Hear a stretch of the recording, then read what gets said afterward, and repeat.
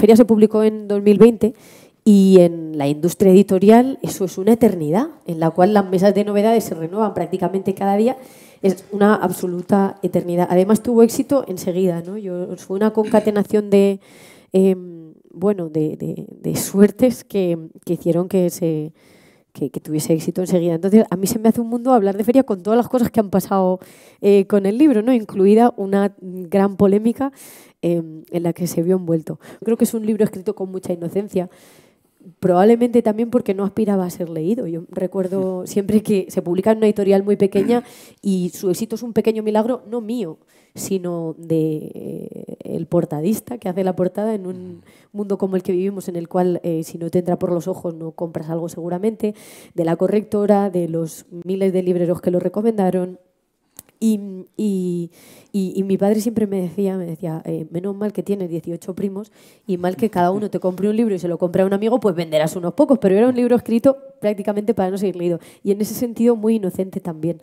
Claro, muchas veces me hablan de la valentía, no, qué valiente fuiste de expresar tal o cual cosa, y es muy fácil ser valiente cuando piensas que nadie te está leyendo.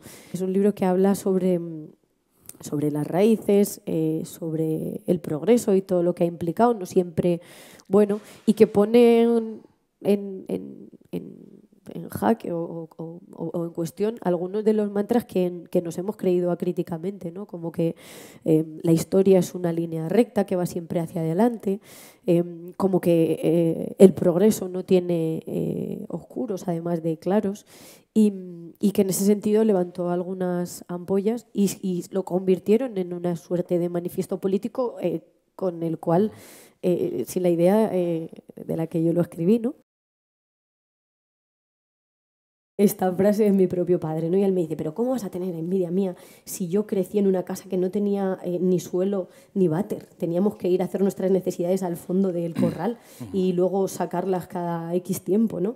Y es obvio que yo tengo que reconocérselo, ¿no? Pero también tiene él que reconocerme que él a mi edad tenía un trabajo para toda la vida, podía comprarse una casa y podía fundar una familia.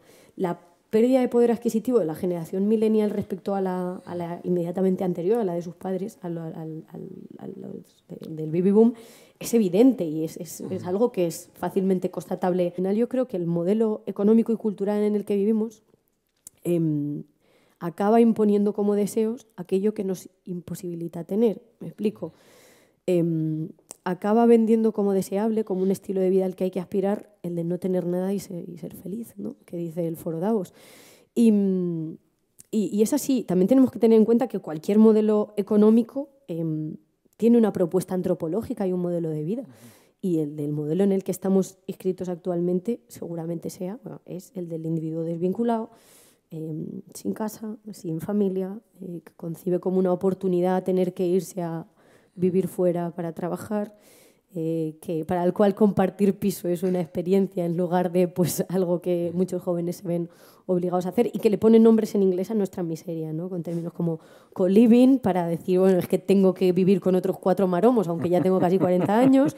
Freeganis, me acuerdo que había uno en Vice, en la revista en la que trabajaba, que hacíamos mucho esto porque es una moda muy anglo, se hablaba de freeganis, que es buscar en la basura. O sea, ¿de verdad hay que ponerle un término glamorizador a buscar en la basura? Si lo dije, no estoy de acuerdo conmigo. No es que esté más a gusto en el pasado que ahora. O sea, en el pasado era una niña y supongo que la infancia para todo el mundo es un territorio, a poco que uno haya sido feliz, al que volver. No creo que cualquier futuro sea mejor, obviamente. Estaría bueno que yo dijese eso, ¿no? O sea, mi bisabuelo murió exiliado en Francia por comunista y no pudo volver a su patria hasta después de muerto. Mi abuelo creció sin padre precisamente por eso. Mi abuelo se tuvo que exiliar a Alemania, como tantos españoles en los 60.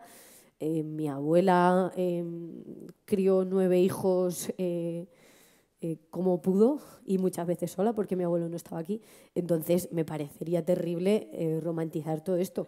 Ahora bien, tampoco creo que cualquier futuro sea necesariamente mejor. Yo creo que la mayor constatación de esto probablemente sea el Quijote, que no habla de España, sino de una región de España, pero que apela al universal.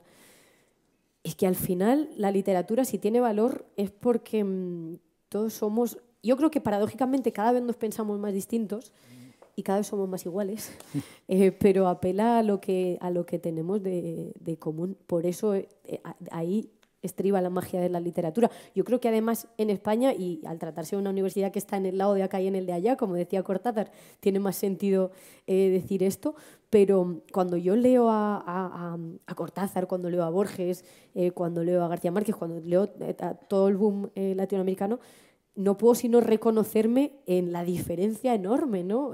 Cultural, pero a la vez en ese hermanamiento literario. O sucede lo mismo, ya que has mencionado a un ruso, con la literatura rusa. Yo creo que es imposible no reconocerse en sus clásicos, y a pesar de lo que a uno le separa. Y sigue funcionando y sigue siendo así, ¿no? Tendría mucho sentido que fuese en un mundo cada vez globalizado, en el que nos parecemos más los unos a los otros y cada vez escribimos cosas más iguales. Una novela de Sally Rooney, una novela de una joven española y una novela de una joven francesa no pueden ser más iguales, porque cada vez somos más iguales, pero echando mano de los clásicos, en un mundo globalizado, precapitalista, incluso premoderno, podemos constatar cómo eso no solo funciona con la geografía, sino a través del tiempo. Uno puede leer a los padres del desierto, que antes hemos estado hablando de ellos, o incluso puede leer a Platón o puede leer la Ilíada y sentirse identificado con ello, porque la literatura funciona porque nos conecta, yo creo, con aquello que trasciende el espacio y el tiempo. Bueno, para los que no hayan leído el libro ni sepan lo que ocurrió con él, básicamente yo lo publico y me hace mucha gracia. Os voy a comentar un tuit que puso un chaval al respecto. Ponía: "Jo, yo no sé por qué tanto revuelo con este libro, que algunos señalan casi como las memorias de José Antonio Primo de Rivera y son las memorias de una chica de pueblo". Mi familia es comunista, como ya he dicho. Mi abuelo murió exiliado. O sea, además de un comunismo casi hereditario, que no se basa en una... Yo creo que como el de tanta gente, ¿no? La ideología como herencia en España ha estado a la orden del día. Entonces, mi visión de la sociedad es profundamente política y tengo muy interiorizado muchos conceptos, y no considero que sea algo malo. Ahora tengo una discusión enorme con mi padre porque él habla de bautizar a los niños. Yo he bautizado a mis hijos. Y para mí el legarles lo más valioso que creo que tengo. Para mi padre, llevar a mi hermano a las reuniones del partido o a la fiesta del PC cada año era legarle lo mejor que tenía. Y ojo, no se equivocaba. Yo agradezco profundamente haber crecido en una familia muy ideologizada como la mía, ¿no? Que prácticamente concibe la ideología como una secularización de la religión, como tantas otras familias. El caso es que, o sea, Feria, este libro no está exento de política y de una crítica más que a un modelo económico, incluso a la propia modernidad, ¿no? Y yo sabía lo que podía ocurrir si se leía. Lo que pasa es que yo estaba escribiendo para mis 18 primos, como me decía mi padre, ¿no? O sea, lo que ocurrió con Feria un poco fue que se vio en él más de lo que había probablemente, pero oye, que ya había, y a mí no me molesta, no me molesta que me señalen tal o cual crítica, porque la hago tanto a través de mis vivencias y de manera vivencial como teóricamente. Sí que ocurrió, sí que me molestó o me puede gustar menos la lucha partidista en la que se metió al libro, ¿no? Y muchas, bueno, pues... me han escrito un libro en contra con un yugo y unas flechas, cosa que no sé por qué una editorial grande permitió, ¿no?, que se publique un libro que se llamaba Neorrancios con un yugo y unas flechas, acusando a una autora de falangista sin ningún tipo de sustento teórico, porque no he leído el libro, porque tampoco iba a comprarlo. Me decía mi pareja: "¿Qué hacemos? ¿Lo robamos?". Digo: vaya si nos pillan. Por el libro me han felicitado líderes políticos de derecha a izquierda, desde Podemos a Vox. Y me parece positivo porque al final significa que todavía existe algo prepolítico y que nos une y a través de lo cual podemos entendernos. No me parece algo negativo que me lea a alguien que en un estrado va hablando de alerta social comunista o como ahora quieran llamarlo, y que a la vez disfrute leyendo la historia de mi abuelo, ¿no? Me parece al contrario positivo, y que nos hemos olvidado de algo muy importante. Sí, que te lea alguien que no piensa como tú es algo negativo.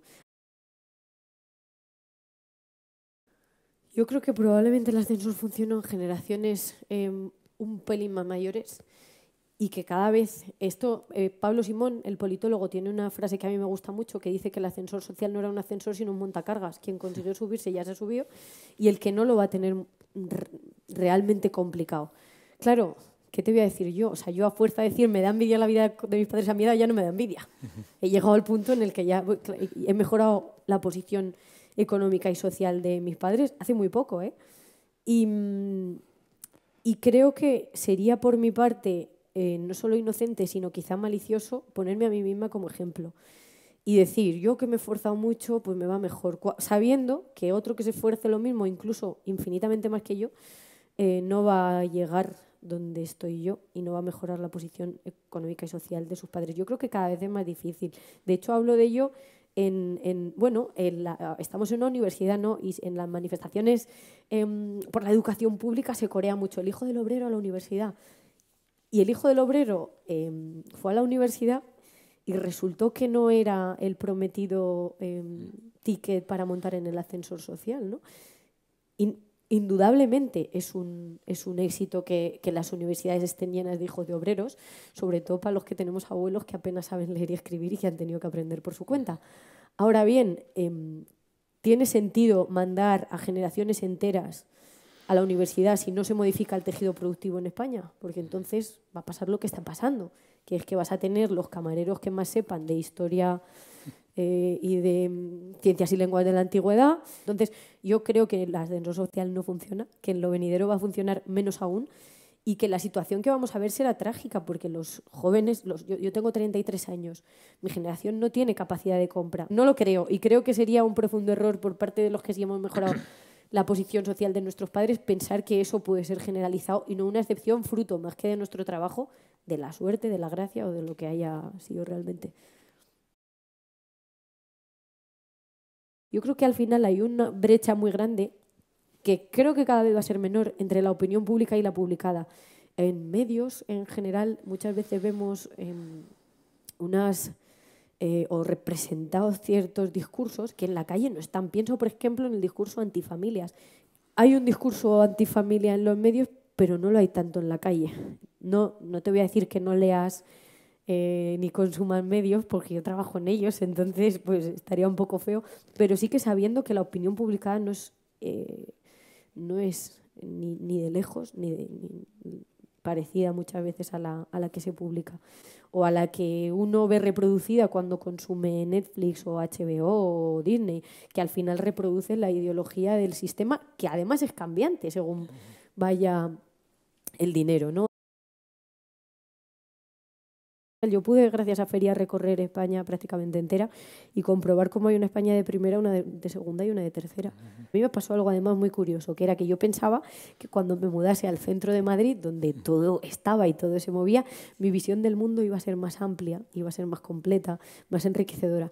Y se dio la paradoja de que yo vivía en un barrio que era Malasaña, además de sesgado por clase social, como todos los barrios de las grandes ciudades, hay barrios de ricos, de pobres y de clase media, sesgado por edad, porque Malasaña es un barrio de jóvenes en el que obviamente hay gente más mayor y de todas las edades, pero particularmente jóvenes y particularmente jóvenes que se dedican a profesiones liberales que son muy modernos, muy urbanitas. Entonces mi visión del mundo se fue constriñendo porque solo me relacionaba con iguales. Yo era periodista, tenía 27, 26 años, solo me relacionaba con gente como yo, que votaba lo mismo que yo, que tenía los mismos intereses que yo. Y paradójicamente era cuando yo volvía a Aranjuez, cuando volvía a Campo de Cristana, que es mi pueblo, cuando me relacionaba con la Tere, la vecina, con las amigas de mi prima que eran absolutamente distintas a mí, con mi grupo de amigos de toda la vida, que no tenían mis mismos intereses y que habíamos seguido caminos distintos. Y era allí donde mi visión del mundo se hacía más amplia, ¿no? Cuando me relacionaba con aquellos que yo no había elegido, y tenía que enfrentarme a otras posiciones, a otros modelos de vida, a otras ideologías. Entonces, esto fue un gran aprendizaje, ¿no? Pensar que tu visión del mundo va a ser amplia y ancha y que se vaya haciendo como un túnel casi.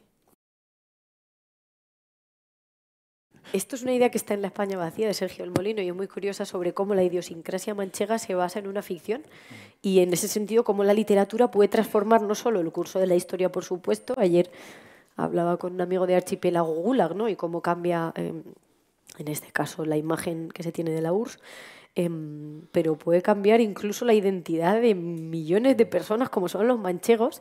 Yo veo en mi abuelo y veo en Joaquín Reyes, en José Mota y en todos los humoristas manchegos, que son yo creo que la clase alta bueno, Broncano es de Jaén, pero casi manchego, ¿no? Y veo esa mezcla de alta y baja cultura que ya está presente en el Quijote y que arraiga y que hunde sus raíces en Cervantes. Entonces a mí me impacta mucho cómo se puede construir un pueblo a partir de, yo creo, la más grande de las obras que hemos tenido en España.